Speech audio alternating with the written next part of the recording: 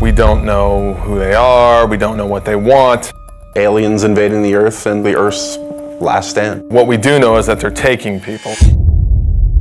It's basically not a remake, but a reimagining of the original XCOM game. Well, core principles from the original that we wanted to build on was basically everything. XCOM is about Earth being threatened by an unknown enemy. The world bonds together and they form an elite military organization, the most elite in the history of the world, and that's where the player comes in. They are the commander of this organization. I think we were all fans of the original, working for Firaxis, we're all fans of squad-based, turn-based strategy, so I've played just about every turn-based strategy game out there. I think we all had a lot of ideas and things that we wanted to do and things we liked about all of the games that we played in the past.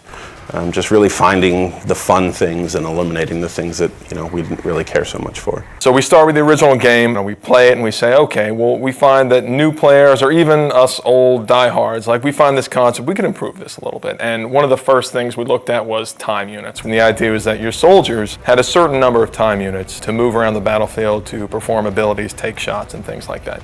And actually it worked great in the sense that you had this resource that you were hoarding and that you had to be careful because when you spent too many, you could find yourself exposed and in dangerous situations. So there's this great risk-reward mechanic.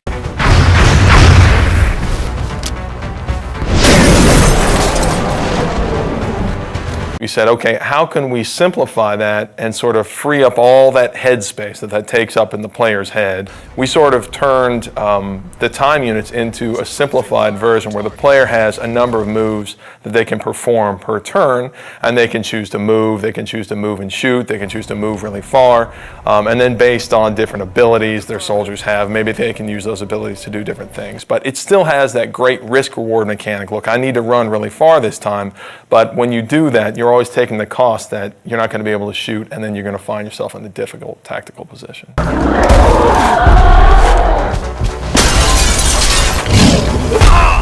The other big thing I think that we did was we added cover to the game. Now tactically you have a lot more important decisions to make based off of being in low cover and high cover, flanking aliens. So in some ways we feel like we made the game more tactical. One of the advantages I think we have as a turn-based game is that we can move the camera around wherever we want. If you're making a game that has real-time response, players get really upset when you take control away from them. Well, we do that every other turn. There's been a very cinematic approach to the game that we're making now that wasn't available then, simply because we can move the camera around and take advantage of the fact that we have a 3D game. We're still leveraging the 3D and the tech that we have available now to make it a much more compelling experience, I think, visually, than they were able to do back then. The Glamcam was our way of kind of making a turn-based strategy game sexy. It was a way for us to take the camera and put it in the environment in a way that kind of got you out of the normal gameplay mode, but let you see things a little clearer and a little more up close and feel like you're a little more part of the action. The idea is that when your soldier goes to take a cool shot, then the camera can drop in, and we've got these great dramatic scenes where your sniper's lining up this super long shot and you'll see it fall right down the barrel. And what that does is it allows a little more of an intimate connection between you and your soldiers. And of course it increases the drama of the actual combat. And the Glamcam is a great way to do that. That's just one of the ways that we sort of get the camera down there so the player can sort of see combat from their soldier's perspective. The base was a really unique challenge for us to design. When we started on it, it was flat and more like a level in the game. And we really wanted to have base building, but we ran into some really difficult challenges on it being flat and working more like a level. And at a certain point, a couple of my guys had come in and they said, you know what, we keep talking about this as an ant farm. Why don't we make it like an ant farm? It is very much, the G.I. Joe base that the kid down the street had that you didn't have, that you got to play with every once in a while if you went to his house.